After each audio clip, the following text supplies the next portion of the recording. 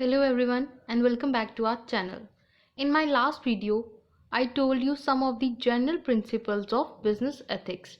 Today we will talk about the specific principles of business ethics.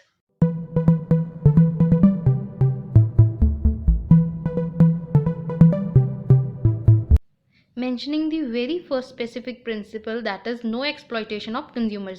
यानी कि किसी भी बिजनेस एग्जीक्यूटिव को अपने कंज्यूमर को ना तो चीट करना है और ना ही एक्सप्लॉइट करना है, उनसे आर्टिफिशियल प्राइसेस लेकर के अपने गुड्स के, या फिर उन गुड्स में एडल्ट्रेशन करके यानी कि मिलावट नहीं करनी है अपने प्रोडक्ट्स में।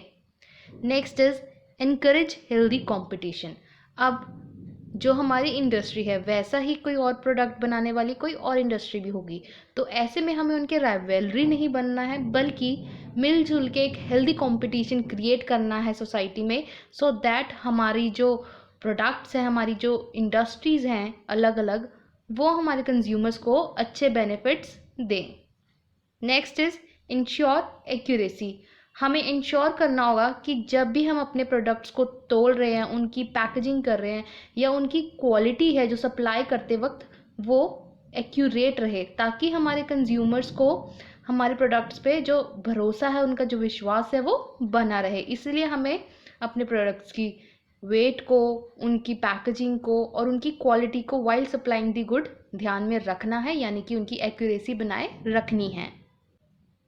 Next is payment of taxes regularly, यानी कि जो हमारे बिजनेसेस हैं उनको जो भी उनके टैक्सेस हैं या other duties toward the government है, वो उनको ऑनेस्टली और रेगुलरली पे करनी होगी, ताकि वो सोसाइटी में एक अच्छी इमेज अपनी बना सके।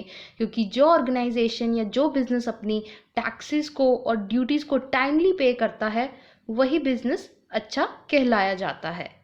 Next is proper auditing of accounts, यानी कि जो भी हमारे बिजनेस रिकॉर्ड्स है, अकाउंट्स हैं, उन सबको अच्छे से मैनेज करना होगा, और जो भी हमारी अथॉराइज्ड पर्सन्स होंगे या अथॉरिटीज़ होंगी, उन सब का उन डिटेल्स पे असेस होना चाहिए। यानी कि जब भी आपको उन कोई डिटेल्स को डिमांड करे तो उसे उन डिटेल्स को देना ही होगा। ये नहीं कि आप उनसे छुपा के रख रहे हैं, कुछ भी मैनिपुलेशंस कर रहे हैं, ऐसा नहीं होना चाहिए। Next is fair treatment to employees, यानी कि जो भी हमारे एम्प्लॉयज़ के फेयर वेजेस बनते हैं, यानी कि जितना जिस एम्प्लॉय का वेज बनता है या सैलरी बनती है उसे वो मिलनी चाहिए, एंड वाइल वर्किंग जो उसको फैसिलिटीज़ हैं वो भी प्रोवाइड होनी चाहिए, और सैलरी के अलावा जो भी उसके इंसेंटिव्स बनते हैं वो भी एक एम्प्लॉय को मिलने चाहिए। यानी कि आपको अपने कंज्यूमर्स के साथ साथ अपने एम्प्लॉयज़ का भी ध्यान रखना होगा, तभी एक बिजनेस लॉन्ग टर्म में वर्क करता है। आगे है कीप द इन्वेस्टर्स इन्फॉर्म्ड, यानी कि जो भी हमारे फाइनेंशियल या कोई भी डिसीजन होते हैं कंपनी में, उन सब के बारे में जो हमारी कंपनी के इन्वेस्टर्स होते हैं, शेयर होल्डर्स होते हैं, उन सब के बारे में उनको पता होना चाहिए। यानी कि जो भी हम एक से एक डिसीजन ले रहे हैं, every decision should be inform to our investors and share holders. कुछ भी डिसीजन उनसे छुपाना नहीं है, क्योंकि वही एक रियल एसेट होते हैं हमारी कंपनी के, जो हमारी इस बिज़नेस में इन्वेस्ट कर रहे हैं, पैसा लगा रहे हैं, जिनकी वजह से हमारा बिज़नेस फिर आगे प्रोडक्शन में जाता है। ऑब्वियस सी बात है, जिस बिज़नेस में पैसा नहीं लगेगा वो आगे कैसे बढ़ेगा, कैसे प्रोडक्शन करेगा। और अगर जो डिसीजन हम ले रहे हैं उन्हीं से छुपा रहे हैं जो हमारे बिज़नेस में पैसा लगा रहे हैं, तो ये एक अच्छी बात नहीं होगी। इसलिए इस प्रिंसिपल को भी हमें ध्यान में रखना है। Next is avoid injustice and discrimination. Businessman को किसी भी तरह की इनजस्टिस या पार्शियलिटी जो अपने एम्प्लॉयज़ के टुवर्ड करता है वो नहीं करनी है। डिस्क्रिमिनेशन जैसे कि आप जेंडर बेस पे कर देते हो, रेस पे कर देते हो, रिलीजन पे कर देते हो, किसी की भाषा पे कर देते हो, किसी की नेशनैलिटी पे करते हो, ये सब अवॉइड होनी चाहिए। क्योंकि ऐसे में एक एम्प्लॉय अपनी ही ऑर्गेनाइजेशन में सेफ फील नहीं करता और वो आपके ऊपर केस भी कर सकता है। तो ये सब बातें आपको ध्यान में रखनी है। Next is no bribe and corruption. अब यहाँ पे मैं एक छोटा सा एग्जांपल देती हूँ। कोई क्रिटिक्स है, आपने उसको अपने बिजनेस में लेकर के आए, उसको दिखाया कि मेरा काम ऐसे ऐसे चल रहा है, लेकिन क्रिटिक्स को इतना पसंद नहीं आया, वो आपको रेट देना चाहता है, बट आप चाहते हो कि आप उस क्रिटिक्स की बिजनेस लिस्टिंग में टॉप में रहो, तो आप ऐसे में उसको ब्राइब दे रहे हो कि यार मेरा ये जो बिज़नेस है वो टॉप पे आना चाहिए। तो ये नहीं होना चाहिए। आपको फेयर मीन्स के साथ ही अपना बिज़नेस ऑपरेट करना है। किसी भी तरह की ब्राइब और करप्शन आपको नहीं करनी है।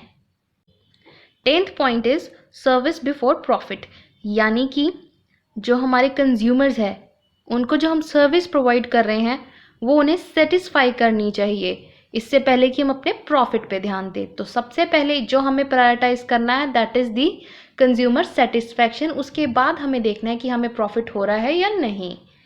Next is accept social responsibilities.